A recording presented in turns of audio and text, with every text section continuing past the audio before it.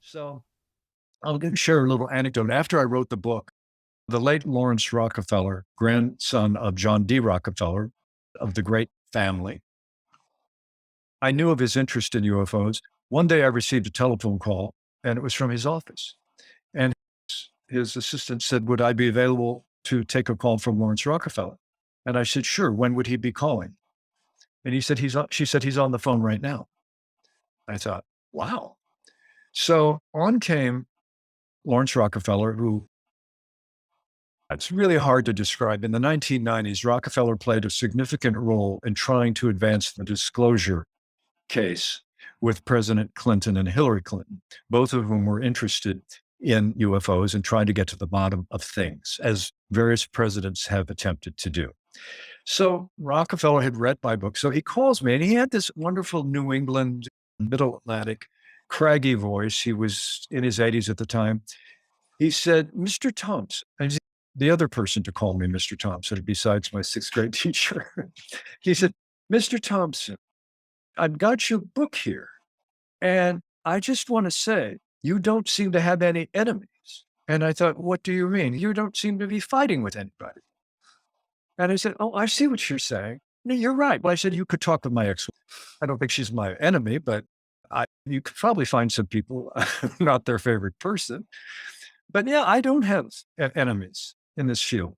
He said, there are so many enemies in this field, aren't there? There are. And I said, by the way, would you call me Keith? He said, if you would call me Lawrence. And so the significance of the story was, he said, I am putting together a small group of people, and I'd like to invite you to join us at a site in Jackson Hole, Wyoming, in about 2 months. And it turned out to be a family ranch that he had. And he said, we're going to put together a small group to brainstorm, trying to convince President Clinton to push the ball forward on disclosure. Would you be interested and willing to participate in that? And I avoided the satirical response, which would have been, let me check my schedule and I'll have my people get back to your people. I said, I would be delighted. I would be honored. And interestingly, he said, would you be willing to come a day early? Because I'm sitting here with your book. You cover so much. And I say this not to be self-congratulatory, but it's a question of recognition. He said, you cover so much, and you seem to cover it with such fairness and even-handedness.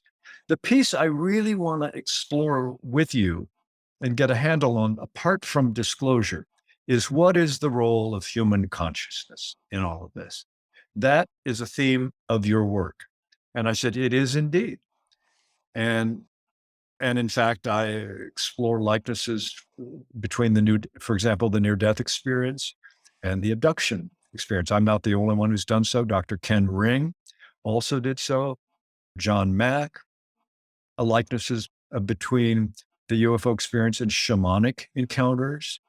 I am interested in broadening the framework to follow where the data leads. As my sixth grade teacher said, follow the evidence wherever it goes. Could it be that the contemporary UFO phenomenon, it's possible it's extraterrestrial? I concede that, and it's not a concession. It's an acknowledgement. It's also possible it's not extraterrestrial, or that it's not entirely extraterrestrial, or what we mean by extraterrestrial is not even clear. And the analogies among other paranormal, parapsychological, deep reality questions are unavoidable.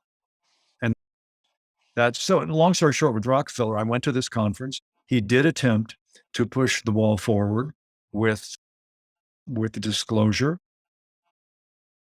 got pretty far, got the government to revisit the famous Roswell case.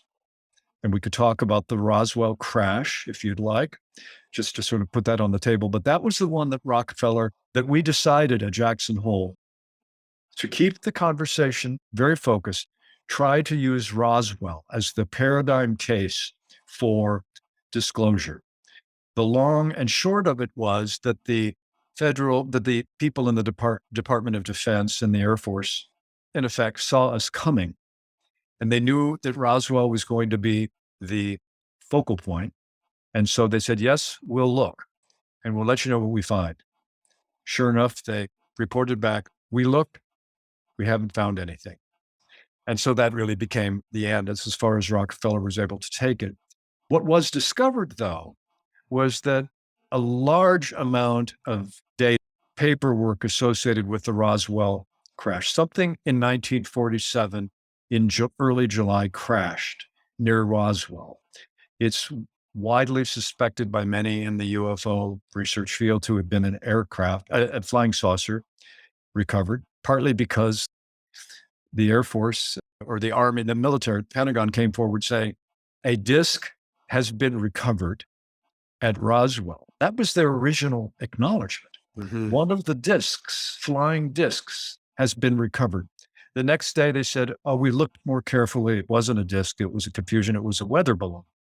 There started the layers of plots that developed around Roswell. Bottom line, something crashed at Roswell, something the government was extremely interested in not disclosing.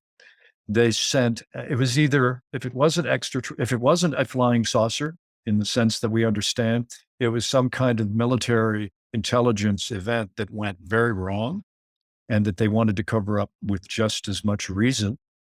They scoured the desert with vacuum cleaners.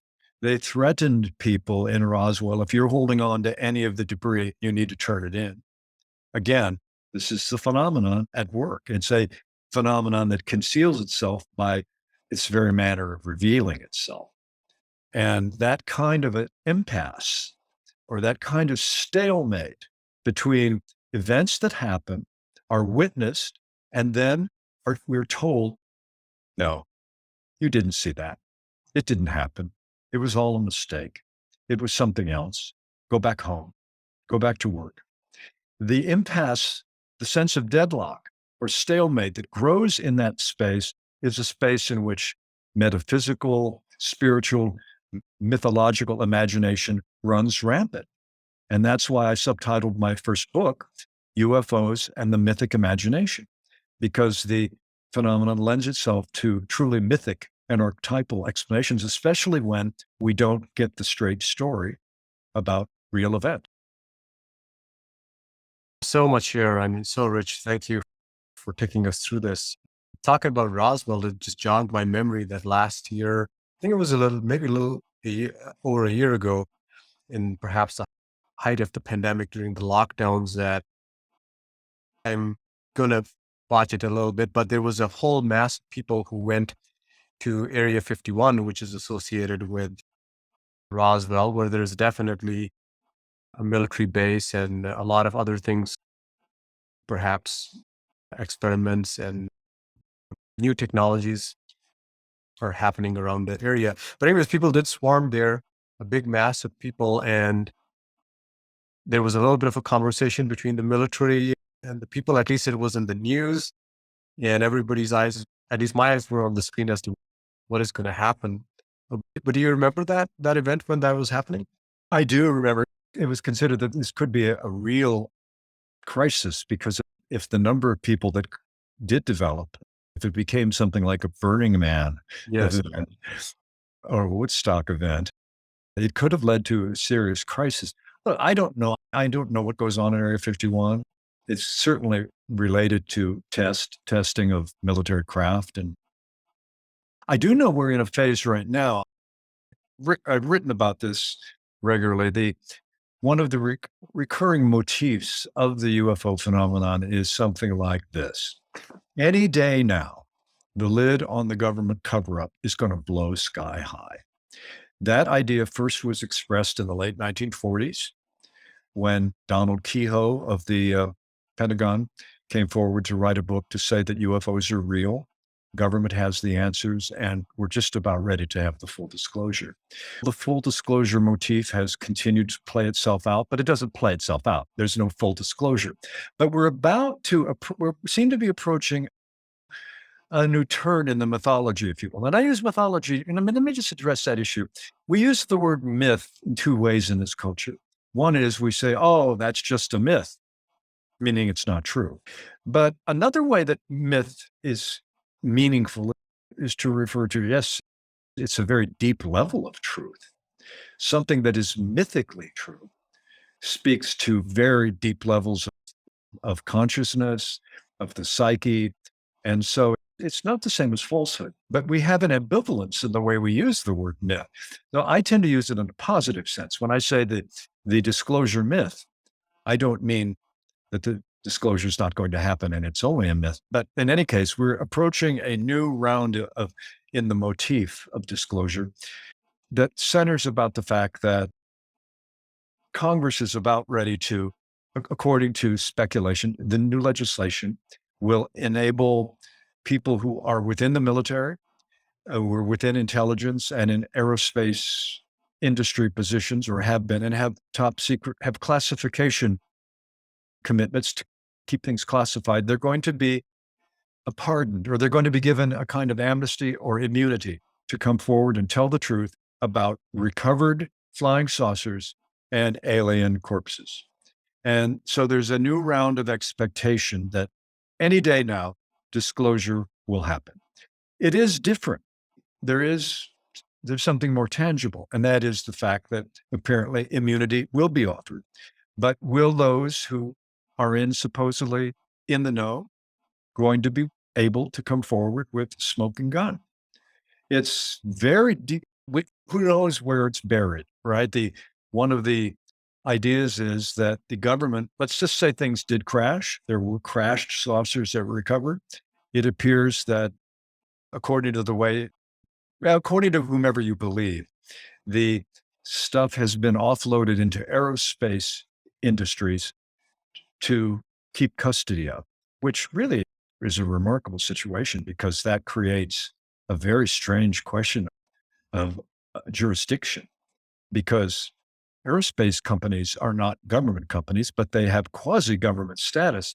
And if they have been holding on to extraterrestrial craft and not disclosing it, or for that matter, not disclosing it, but plumbing its secrets to back engineer it for our purposes, that would be truly breathtaking.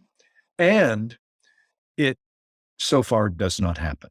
Disclosure at that level does not happen, but it drives the momentum of UFO research and keeps the conversation going. Yes, yes. Yeah, and really thank you for sharing the story that you shared with the Rockefeller. That definitely highlights this desire for the Rockefeller. And if I may ask you, the disclosure seems to be related to a sort of an expectation that will either find the smoking gun or we found the corpses and now the truth is out there, is in front of everyone, versus the other side, which is sort of similar, but the opposite, which is that it was nothing. There is nothing out there. Okay, here's the deal about that. Something crashed that there was great effort made to keep it covered up. As I gave the details, people were threatened. Yes. By the way, I'm told there are some people who have remnants of the foil it was part of it was like foil, and it's been investigated, and it is not definitive what the chemical composition is. But look, if it was extraterrestrial, the logic would be we're living with the idea. Basically, is the American public was not ready for that kind of truth. So a cover up of the highest order was instituted. And in fact, it is widely maintained by many credible researchers that the classification level for UFOs is the highest possible standard. And in fact, the president does not have a need to know because he's considered a transitional figure, which by definition, he or she would be 8 years max. And every president has been very interesting about this.